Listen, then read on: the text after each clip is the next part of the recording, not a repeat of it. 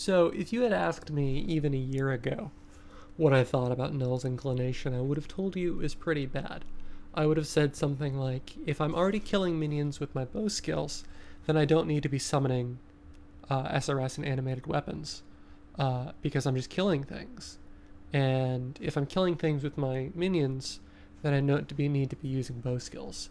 And I think that's completely wrong. I think that a year ago me was really dumb. I think that a couple of things have changed.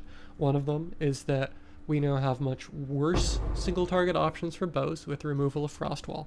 And the other one is that the Necromancer Ascendancy was added, and the Necromancer Ascendancy gets a lot of damage for free to minions with no investment, and you get a lot of damage for free to you when you cast a minion spell, something Nulls automatically casts, which is going to be either Flesh Offering or Bone Offering. And these are both going to, through Ascendancy, give you a lot of additional attack speed, and they're also going to provide their full bonuses to you. They're going to give you a lot of block chance or a lot of run speed and attack speed.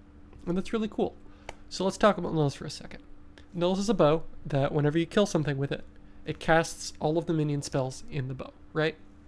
So you're going to primarily be casting 3 spells with this. You're going to be casting Offerings, like I just mentioned, and you're going to be casting SRS, Summon Raging Spirit, and Animated Weapon. And these all do slightly different things. SRS is very notable because whenever you play a bow build, you'll notice that you've got a billion different really, really good AoE options to choose from. You've got Split Arrow, you've got Ice Shot, you've got Lightning Arrow, you've got that really dumb Burning Arrow gem, Jewel, that nobody's ever going to use. You got Tornado Shot, and all these are really good at just one-shotting a pack of white monsters, and all of these take multiple hits to kill a yellow. Tornado Shot is the only one that does kind of okay, but Tornado Shot is also notably worse than something like Lightning Arrow with Pierce or Chain at dealing with large packs of monsters. And Nulls makes it so that whenever you shoot that large pack of monsters once, everything dies except the rare in the middle or whatever, and then you just throw 20 Raging Spirits at it, and they're just going to kill it, because it's 20 Raging Spirits. What's the yellow going to do? It's going to die. Animated weapons kind of work the same, except instead of making them all at once, you're going to make 2 or 3 every time you kill a group of mobs. They're going to persist until you reach the end of the map, and then hopefully they're not going to die to some dumb Chaos Cloud, and they're going to help you kill the map boss, and they're going to add a lot of damage there. Now, this build is not perfect. This build is not great for super high tier content. You're not going to want to be doing T16s or whatever with this. I would keep it below T10s. I think that Nulls is best at speed farming with Flesh Offering maps between, like, tier 3 and tier 7 or whatever, or even just Dried Lake. I mean, you can get a bajillion XP an hour in Dried Lake way into the 80s still, because you just clear so fast, which is really cool. If you really wanted to, you could put a really big investment in minion life, minion resistances, all these survivability considerations to try to get your animated weapons to live up to the map boss so that you can kill it, and that's certainly a thing you can do, but it's not a thing I would do. I would rather play to the build's strengths. Now, you may be wondering, how do we have all of these points for minion damage and for bow stuff? And the answer is just really that there isn't that much minion damage stuff on Tree. If you've ever played an SRS build or even a Spectre build, you notice that you pick up just 3 or 4 clusters close to the Witch start, and then you're done.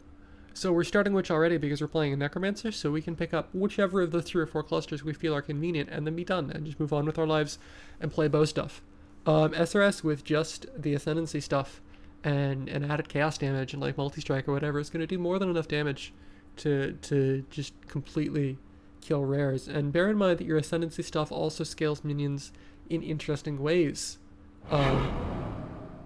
The Aura one, the name, which escapes me at the moment, and I apologize, gives 10% damage and 5% attack speed for each aura.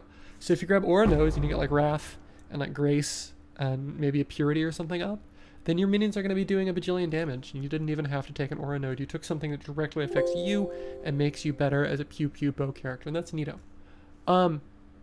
You can also invest in animated weapon on gear a little bit. You can do one of 2 things. You can either dump your rarity, so just roll like really, really bad Venters or something, and that'll reduce the number of blue and white things that drop, or blue and yellow things that drop in comparison to whites. Animated weapon can only animate identified weapons. There's also a Sextant mod that makes some weapons drop identified, which gives you a few more animated weapons. And if you're not down for dumping your rarity like that, you could put on a Cloak of Tom O'Reilly, which is it's a little bit awkward to obtain early in a temp league, but late in a temp league or in standard, it's really cheap, and it just means that all blue weapons drop identified, and that's great for either, seeing that merciless flaring decimation bow or whatever when it drops, or turning it into a weapon and have it pew pew the map boss for you. For the record, I'm not suggesting that you use the animated weapon can resurrect ranged weapons gem. I think that is terrible. Jewel, I'm sorry. So, regardless, after you pick up all of these 3 or 4 minion damage clusters that are close to the Witch Start, after you've done whatever you think is appropriate, you're going to have a lot of points left over, and you can spend these in a couple of ways. One, you can take the chaos damage on the nulls. You can grab a bunch of chaos damage on tree. You can duck on over to the Shadow Star. You can maybe grab some chaos damage above Witch. And if you wanted to, you could even grab additional duration, which you're probably grabbing anyway to make your SRSs better. And that's going to make poison a very, very viable option, either with a gem, with a cost breeze, or with snakebite, however you choose to do it. And this does kind of okay damage. It's certainly not bad by any means. You can absolutely play the build like this. My personal preference is to ignore the chaos damage on the bow and instead slap on a Wrath Aura, because it's about the same amount of flat lightning as the flat chaos. And then this allows you to throw in like a static electricity, maybe in the 90-point socket over by Shadow, and then get wet on gear, which is a little bit easier to roll in gear than flat chaos or added chaos. You can also get flat lightning on gear if you want. You can put on a Herald, you can put on Anger, you can grab some aura nodes to make this a little bit easier, and all of a sudden you're just playing a pretty generic LA bow build. Your start is a little bit weird, but your start is very close to Elemental Overload, which is very, very cool if you don't want to go crit. And you've got more than enough points to duck on over and grab some, the Lightning Pen with weapons cluster above Shadow, or the Shadow LA damage nodes, or whatever you want. That's all good. If you really want to, with either of these builds, either the Chaos or the Elemental, you can actually go crit. That's going to leave fewer points available for your defense, but Witch is actually really close to the staff crit cluster in between Witch and Templar, which you could shape with Lioness Vision to become a bow crit cluster, and then those nodes become insane. Beyond that, it's going to be a little tricky for you to pick up, everything that you want on tree and crit, especially if you're trying to grab like the Pierce cluster, for example, but it's certainly possible, although your defense is maybe a little bit lackluster if you do this. I think my character with absolutely terrible defense is looking at, I've got like a 80, 85, 90% crit chance with the Diamond Flask, and I can just blow through T7s really fast. So those are some options.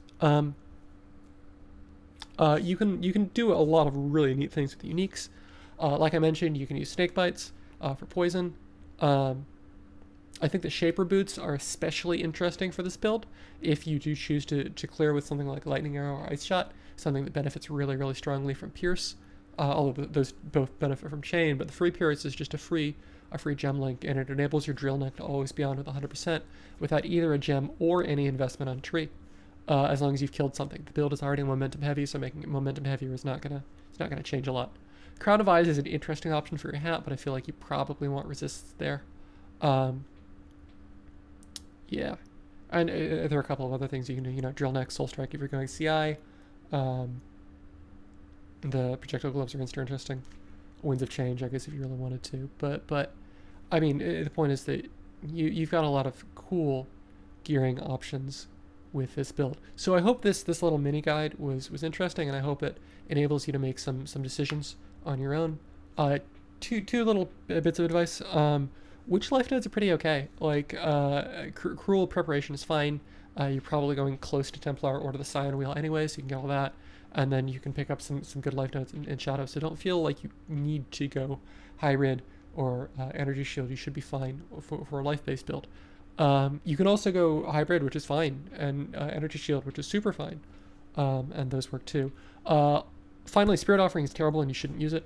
The bow Null does not have any flat physical on it, so the converting some of your physical to chaos is just garbage.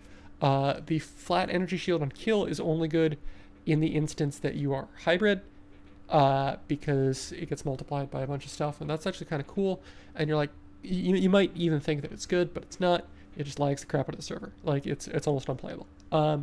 So again, I hope this is helpful, and I hope that you can make some decisions based on this.